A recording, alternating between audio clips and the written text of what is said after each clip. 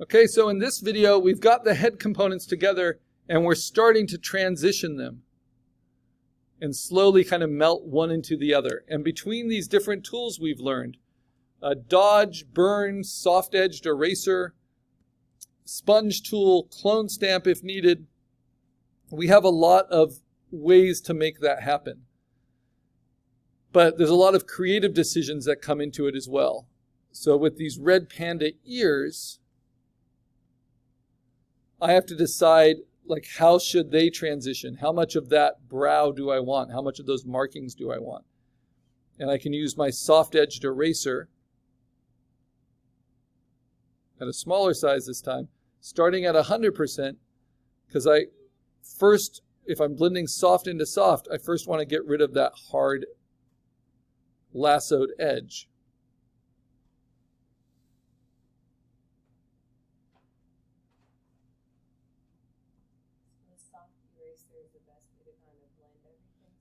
If it's a soft texture into a soft texture, right? If it's like scales into scales, then you want it a little bit sharper edged. So once you've done that, that's to get rid of like the lasso edge, right? I can do that back here as well, get rid of that really hard edge. Now I can start blending just by basically blending opacity like I did down here. And now I'm erasing away from this red panda layer. And I take my opacity down to about 40. And I can make my brush nice and big because I can use kind of the echo ghosting of the brush just right on the edge to lightly feather and blend it. And the colors will start to match. The lighting will start to match as they blend into each other, unless they're just really, really different types of reference.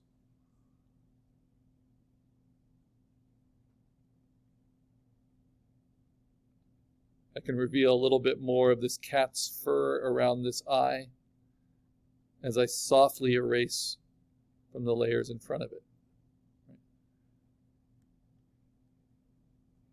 So that's all working.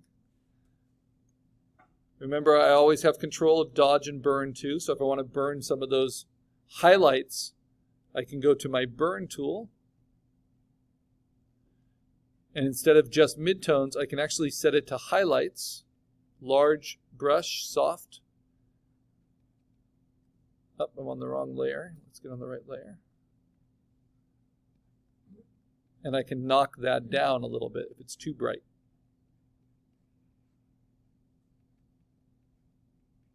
Also, you see how that eye is not as in sharp focus as this eye. So in addition to dodge and burn, right above those is a direct tool for blur and sharpen. And again, the computer's a lot better at taking away focus than adding it, but on occasion, with a soft-edged brush, a large size, and a strength of less than 20, just like all these other tools we've been using, I can try to increase the sharpness of some of the details in this eye because there's such a focal point. And it's hard to tell that it's doing something until you go back in your history and see what it's like before I started using the sharpen tool. You can see how it adds quite a bit of definition as long as you don't overdo it and start getting digital noise. All right. So now let's go back to the red panda and the blending of this edge at a low opacity erasing. Let those furs kind of blend together a little bit. Now, when it doesn't work, it's when you don't have enough overlap. Like right there, I don't have enough overlap. So I'll show you what I can do about that. So in that case, instead of erasing, I'm going to use clone stamp. And this is how. Once I showed you how to do it on its own layer, right? That's always the safest way. So this time, actually I don't even need to do that. I could clone stamp on its own layer on top of it, but with this, I can just use warp with Control T and right click and just force that overlap. I can just kind of push and pull it just slightly to get more overlap. So it's like stretching dough. Now that I know exactly where the eyes and the nose and stuff are facing. I can even give a little bit more space around that eye. Stretching dough. Pushing and pulling.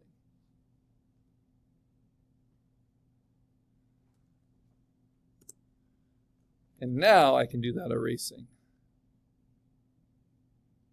Now I have that overlap to do it with. So it just transitions more naturally.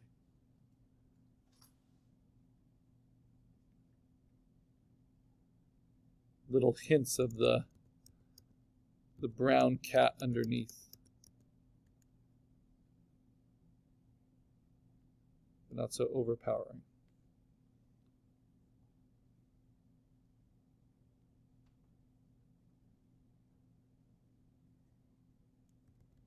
And I might use dodge and burn selectively, mostly in the midtones, to heighten some of those relationships, like in front of the ear, the side of the face. Okay, now, over here, if I have too much color somewhere, I can always use sponge.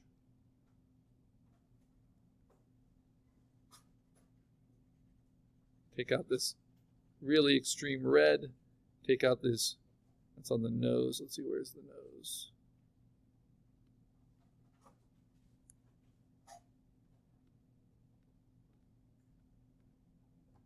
It's weird.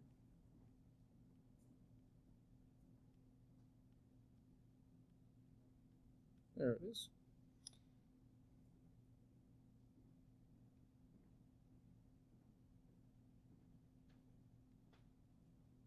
And I might even use the sharpen tool a little bit on this back side of the nose. Just give that a little bit more definition.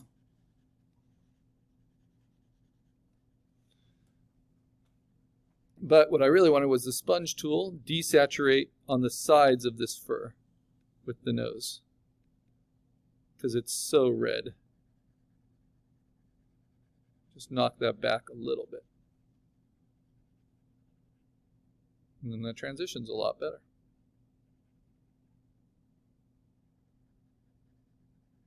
And maybe burn it down.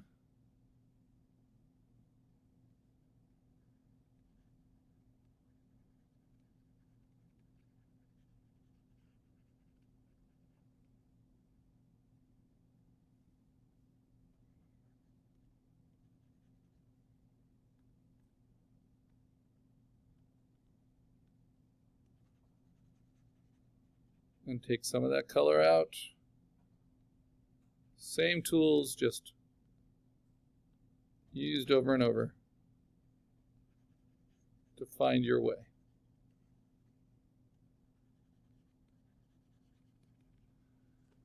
I'm not afraid of the color, I just don't want it to be distracting. So I've kind of created my own furry animal head there. Now, how do I integrate this?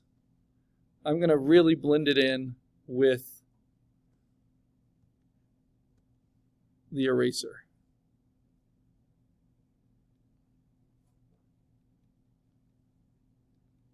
I'm going to start biting away at it. And the only hard edges I want left are the ones on the top.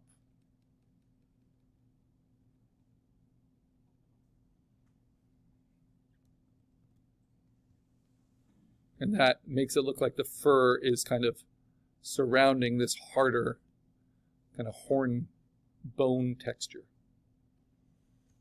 And if the colors don't quite match, that's what image adjustments are for, like color balance. Maybe I can get In the midtones, like maybe a little more cyan. There we go, that helps. Maybe a little bit of blue. Yeah, just a touch maybe in the shadows. But all the ingredients are there.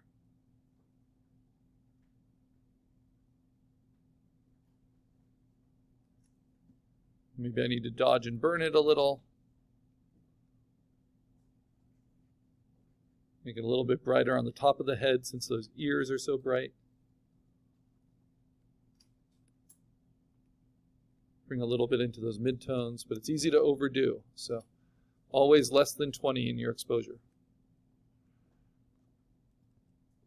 Okay, now it's time to cut out around the head.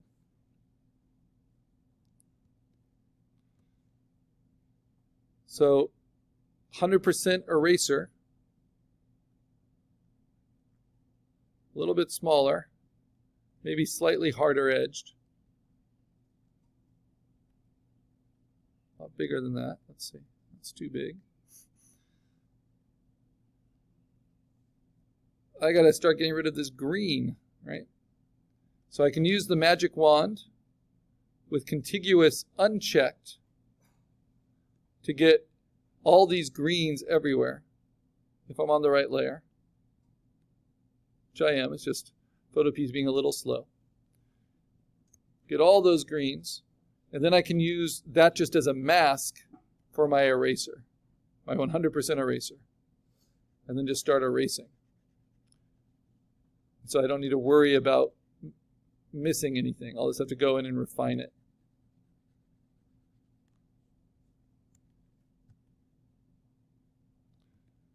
Same thing on this other layer. So Command D, deselect. Use the layer select tool. Use the magic wand. Get this green. Hold down Shift. Magic wand. I can add to it. Tolerance of 32. Get this green. Contiguous is turned off, so it's this green just everywhere it appears. This green. Try to get all these things. All these things that are not the whiskers. So it'd be a pain to have to cut out each individual whisker. Now you see it's selecting a lot that's inside as well. So I don't want to hit delete. Instead, Mo, this is what you were asking about before. Instead, I want to use that selection with the magic wand as a mask. So now when I use the eraser, it will only erase the things that are selected. Yeah. The green, except that I selected the white too because I got a little overzealous.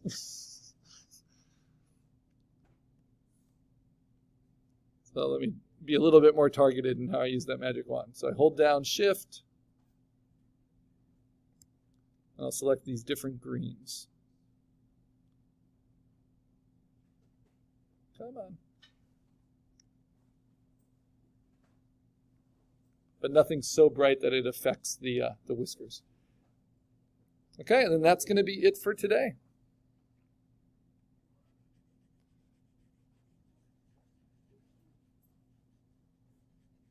So it's kind of a safe way to get the really complicated textures and delete a lot of it. So you don't have to go in and hand do so much of it. Okay, now that I've got the head, or at least most of it, right? Enough to work with. Now I'm going to group all that together into one group. Select it, put it into a folder, call that folder the head. And that allows me, without having to flatten it or merge it, because I don't want to have to do that, then I can move this head onto my skeleton. I have to make one change first. I have to change my auto select from layer to folder. Or I just have to turn auto select on and just make sure that that folder is selected. And then it will move it all together. And now this is moved onto my sketch. It's a little bit bigger than I need, which is fine. This now shows me how it bolts on to my other components. And at that point, I don't need as much space, so I can use my crop tool to save some Photopea some memory. And I'm not going to crop all the way close to my creature yet,